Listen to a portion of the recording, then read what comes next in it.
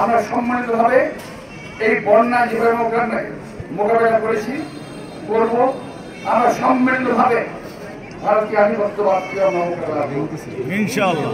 ভারতবিহীন বাংলাদেশ, ওরা বুঝতে পারছেন? হাসিনা ছাড়া বাংলাদেশ, ভারতবিহীন বাংলাদেশ। হাসিনা মানে ভারত, সব দিয়ে দিছিল, আর কয়েকটা দিন সময় পাইতো ভাই। আল্লাহ আমাদের রহম করেছেন, আল্লাহর কাছে অনেক কৃতজ্ঞ। পুরা বাংলাদেশ দিয়ে দিয়েছিল, আপনারা জানেন। বাংলাদেশের মধ্যে যে রেল লাইন ছিল 14টি রেল লাইন, ওদের পুলিশ আসতো, ওদের মিলিটারি আসতো, আমাদের দেশের মানুষের কত অত্যাচার হতো।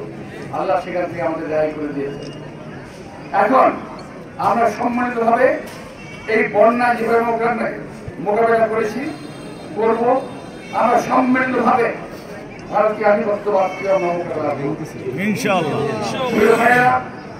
একটা কথা আমি বললাম কিছুক্ষণ আগে, যদি একটা দল থাকে, আপনারা যদি একা একা বাঁচতে চান কেউ বাঁচবেন না, আর যদি সবাইকে নিয়ে বাঁচতে চান সবাই বাঁচবেন। আমাদেরকে একটা শিক্ষা দিয়ে গেল এই আন্দোলন, ঐক্যবদ্ধ থাকলে কোনো স্বৈরাচার টিকে থাকতে পারবে না। আমাদের শিক্ষা দিয়ে গেল এই বন্যা। আজকে এই নোয়াখালী কিংবা আশেপাশে যে বন্যা হয়েছে, এই বন্যা কিন্তু আমাদের জন্য শিক্ষার একটা বিষয় আছে। এই বন্যায় সারা বাংলাদেশের মানুষকে ঐক্যবদ্ধ করেছে এবং সারা বাংলাদেশের মানুষ ঝাঁপিয়ে পড়েছে বন্যার্ত মানুষদেরকে রক্ষা করার জন্য।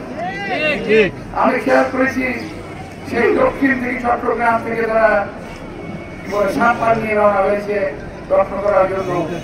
উত্তর থেকে মানুষ এসেছে, দক্ষিণ থেকে মানুষ এসেছে, পূর্ব থেকে মানুষ এসেছে রক্ষা করার জন্য। যে যতটুকু পারে, যা কাজে আছে, এই জন্য আমাদের অনেক মানুষজনের কর্মক্ষতি হয়েছে।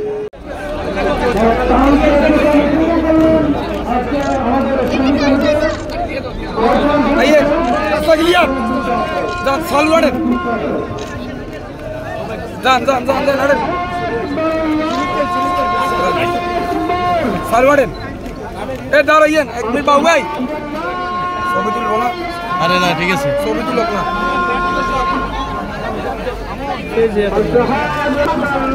এদিকে নেন, আমার এদিকে লাগবে না।